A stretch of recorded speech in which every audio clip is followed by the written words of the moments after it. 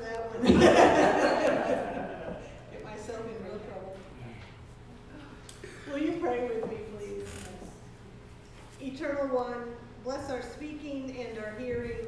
May all our words be echoes of your grace and wisdom for our lives.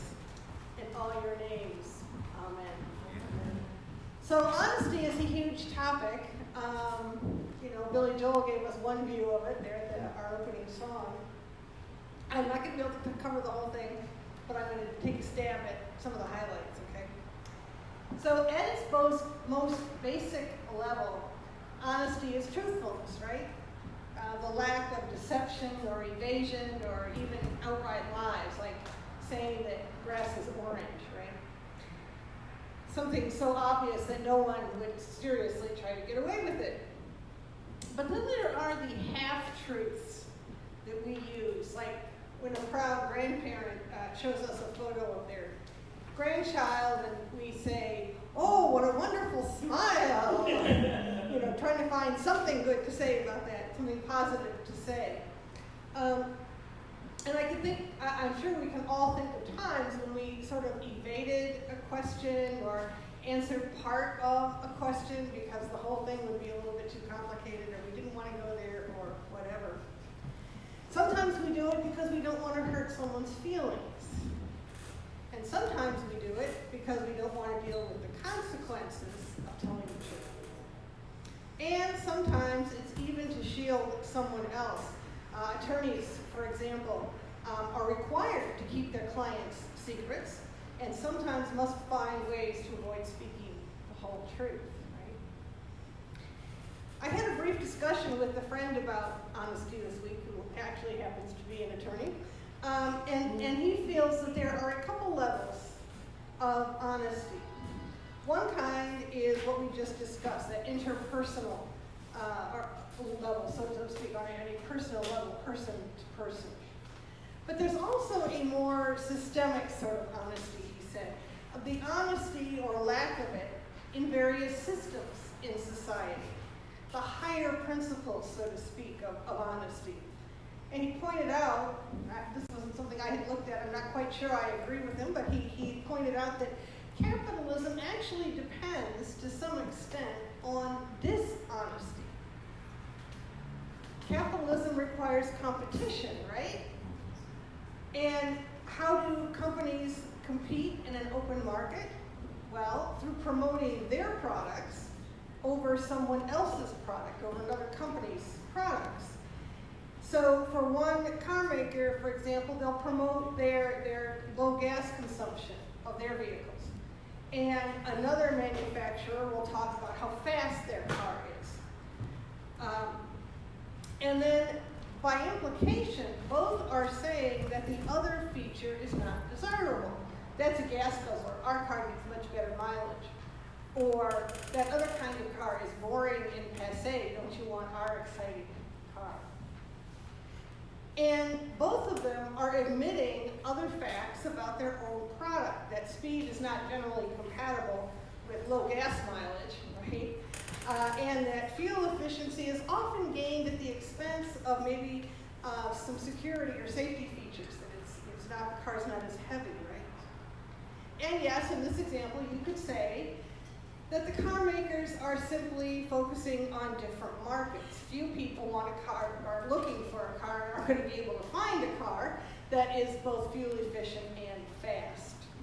But my point is that leaving out some of the truth, a falsehood by omission, if you will, is basic to advertising and the economic system. Look at the manager in Jesus' parable. Generally, he's perceived as fiddling with the books to be sure he had a place to land if he was fired. But his boss actually praised him for that bit of double dealing. At least the boss got something, right? Even if it wasn't the full amount of what he was owed. But I think another way to look at this is that manager was, if dishonest, a little bit subversive. In other words, he was turning the system's flaws into an advantage, to his advantage, to the detriment of his boss. Well, We are often willing to overlook or maybe simply expect duplicity in the economic realm, right? We sort of got used to, we don't really believe everything we're told in advertisements. It's how the game is played, for better or worse. But what about between people, between individuals? On an interpersonal level, with the exception of not hurting people's feelings about grandchildren, honesty is paramount. As a society, we expect a certain level of honesty between people. We could not function without it. Friends, partners, the various professionals that we work with, doctors, attorneys, tax accountants, we expect truth and honesty from them. Our relationships with these individuals, whether they're personal or professional, would fall apart if we thought we couldn't depend on their honesty.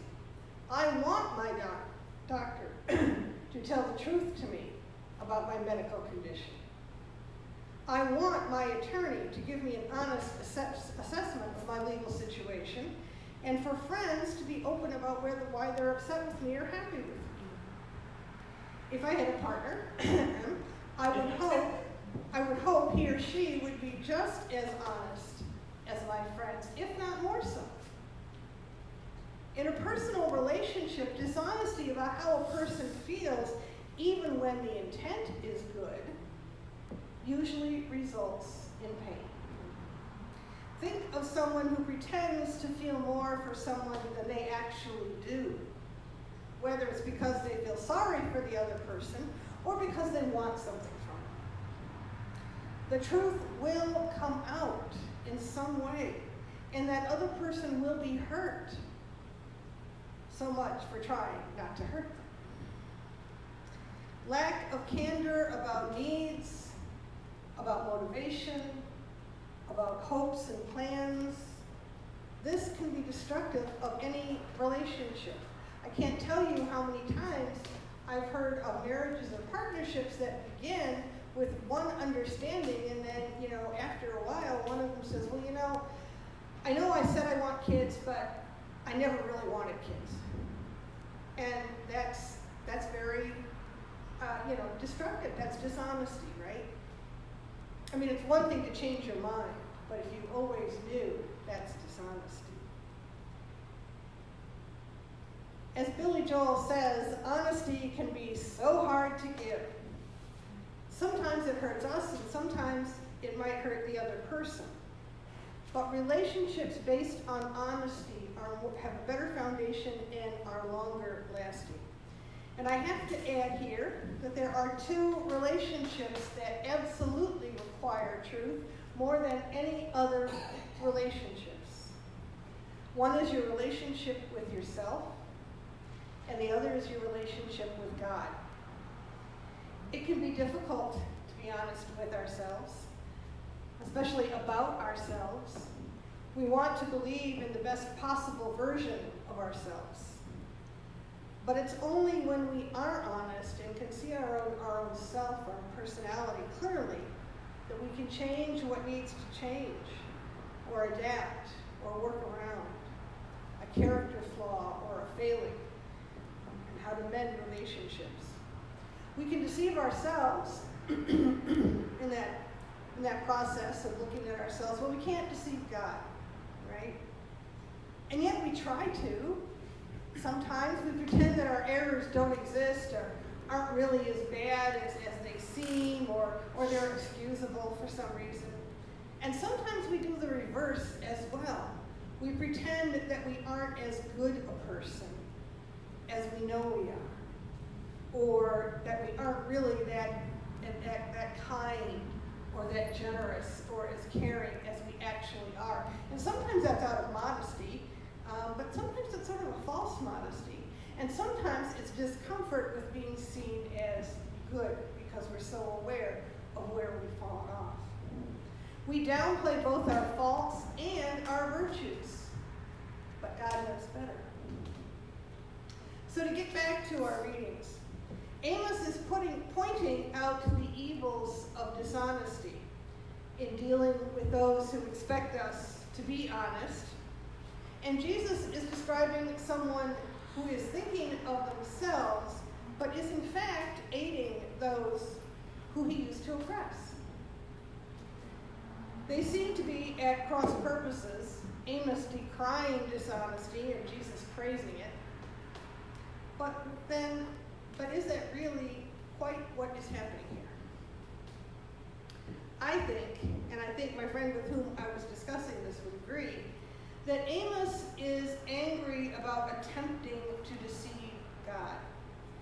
And Jesus is pointing out that sometimes there's a higher truth between people, a different kind of honesty, a way to take care of other people in the midst of oppression and being oppressed. Remember, Jesus was quite a revolutionary. We cannot lie to God, but sometimes we do to each other. And sometimes adhering to our principles or faith requires another kind of honesty. Honesty. It's what we need from ourselves and each other. Speak truth, my friends, to yourself, to those in your life, to God. And don't forget to speak truth to power. In all God's names, amen. Amen.